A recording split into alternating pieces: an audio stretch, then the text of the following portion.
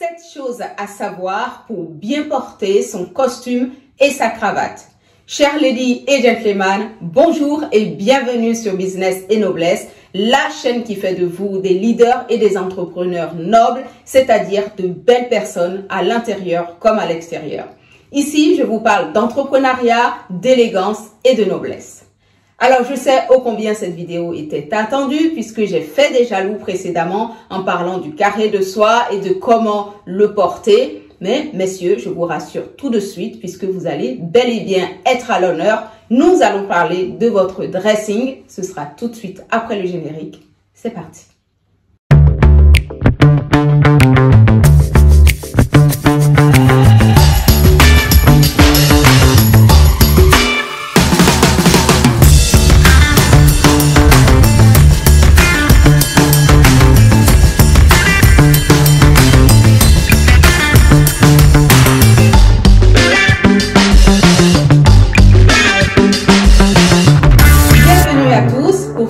Découvre, je suis Violaine Decponto alias Madame Violaine, entrepreneuse atypique et coach en business et noblesse.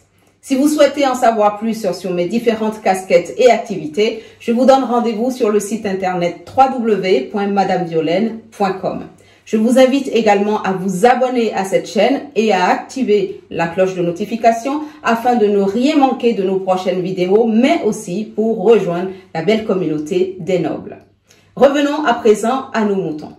Vous vous demandez sans doute pourquoi je décide d'aborder le sujet de l'élégance, mais surtout de l'élégance masculine. Vous l'aurez remarqué, cette chaîne s'intitule Business et Noblesse. Donc nous allons y parler à la fois d'entrepreneuriat, mais aussi de tous les codes de noblesse. J'ai décidé d'aborder ce thème parce que nombreux sont les entrepreneurs qui négligent l'impact que peut avoir leur physique, leur façon de parler, leur façon de se tenir lors d'une négociation d'affaires. Eh bien, en fonction de la personne que vous aurez en face de vous, sachez que votre façon de vous tenir en société, votre façon de vous habiller, ce sont des détails qui vont faire toute la différence et vous permettre d'ouvrir ou de fermer certaines portes. Lorsque vous avez un déjeuner ou un dîner d'affaires, peu importe, il peut vous arriver de vous rendre à un lieu exceptionnel avec des gens d'exception également qui vont vous juger avant tout par votre physique. Qu'une tenue inappropriée, une posture disgracieuse ou des mots mal placés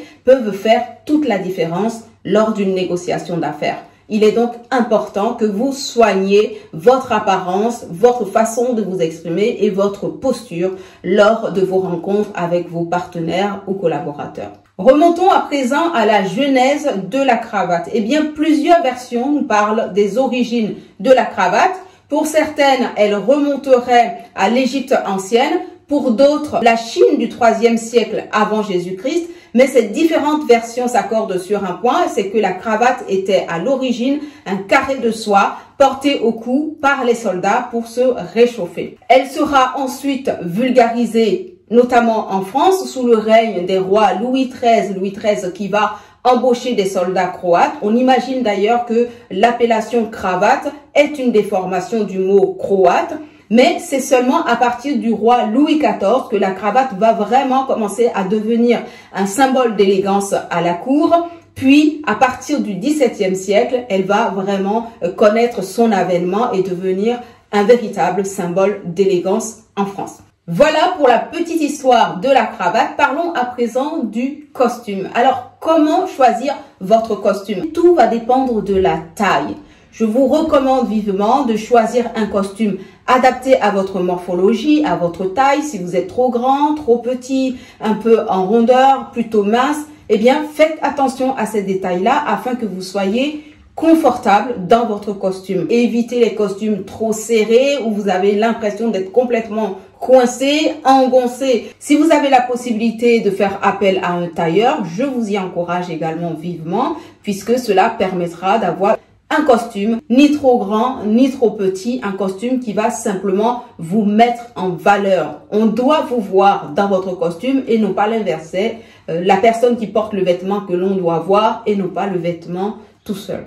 Je vous recommande pour un premier costume de ne pas en choisir un noir. Évitez de façon générale les costumes noirs, sauf pour les enterrements bien entendu, ou des occasions exceptionnelles où le dress code est un costume noir. En dehors de ça, eh bien, privilégiez plutôt des costumes d'une autre couleur. Ça peut être du bleu, du gris, du rouge, par exemple. Les agents de sécurité, les gardes du corps utilisent ce dress code. Donc, si vous ne voulez pas être assimilé au garde du corps ou à l'agent de sécurité, eh bien, évitez de vous habiller en costume blanc et noir. Si toutefois vous êtes obligé de porter un costume noir pour un enterrement ou pour une occasion exceptionnelle par exemple, évitez à tout prix d'associer ce costume noir avec des souliers marrons. Un costume noir s'associe avec des souliers noirs et non pas des souliers d'une autre couleur. Parlons à présent des 7 choses à savoir pour bien porter son costume et ne pas frôler le ridicule. Première chose, la cravate. Déjà, je vous recommande d'éviter, voire de bannir toutes les cravates trop fines d'une largeur de 5 cm en général. Elles sont à réserver aux adolescents. Pour un adulte et surtout si vous êtes dans l'univers de l'entrepreneuriat, je vous recommande de choisir des cravates un peu plus larges qui vont vous donner plus de prestance, plus de crédibilité. À partir de 7 cm, eh bien, ce sera déjà nettement mieux en termes de rendu. Et respectez votre morphologie lorsque vous choisissez votre cravate. On évitera le ton sur ton en ce qui concerne l'association chemise et cravate. Si vous mettez une chemise blanche par exemple, évitez d'y ajouter une cravate blanche. Si vous mettez une chemise rose, évitez la cravate rose. On associera plutôt des couleurs distinctes.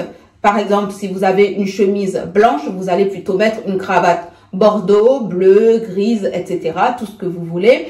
Harmonisez plutôt la couleur de votre cravate avec votre costume et non pas avec la chemise. Prévoyez un budget compris entre 50 et 200 € pour avoir une belle cravate, une cravate en soie bien entendu. Alors, comment porter décemment votre cravate? La cravate ne se porte ni en dessous de la ceinture, ni trop au-dessus de la ceinture, mais la pointe de votre cravate devra tout simplement être pile au-dessus de la ceinture.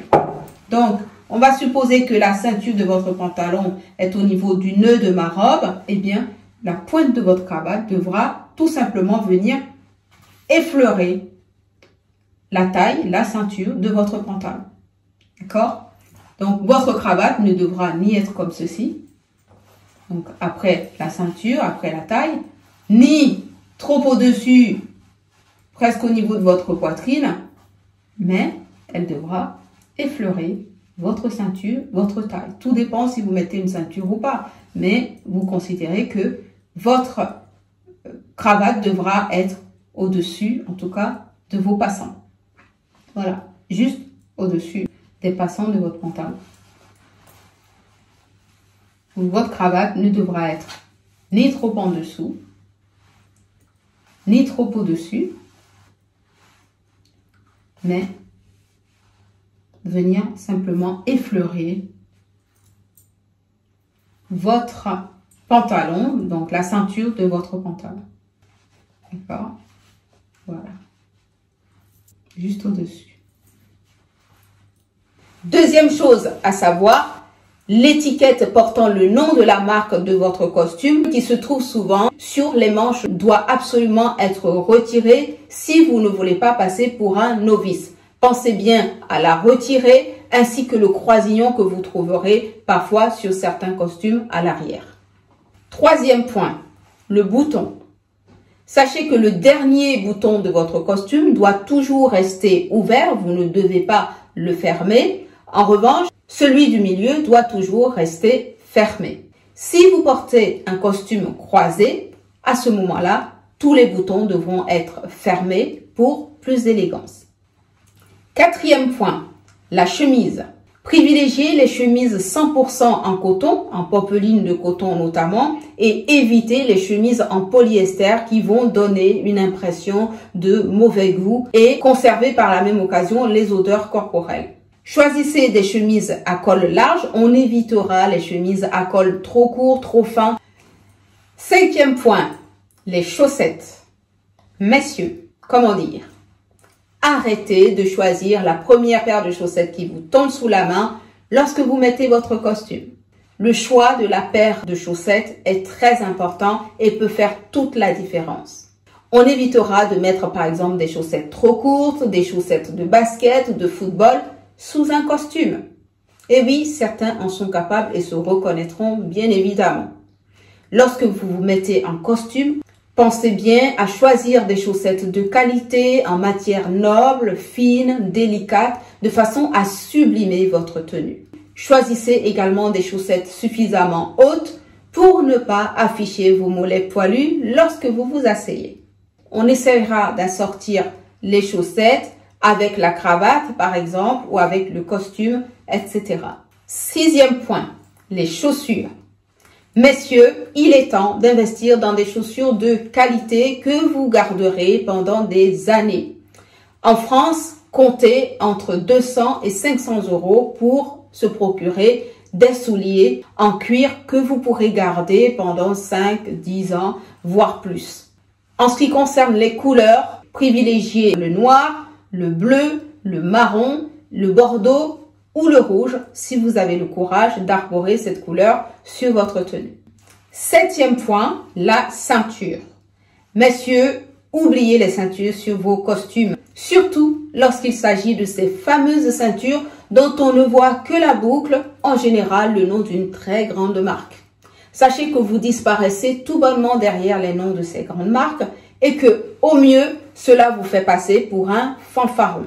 Alors, on oublie les ceintures et place aux bretelles que je trouve personnellement d'un chic absolu, surtout lorsque vous avez un béret sur la tête et que vous finissez par tomber la veste. Pour moi, c'est juste la pépite sur la cerise sur le gâteau. Voilà, ce sera tout pour aujourd'hui. Je vous remercie de m'avoir suivi et je vous dis à très bientôt pour de nouvelles aventures avec Madame Durlaine. Prenez soin de vous et ciao, ciao!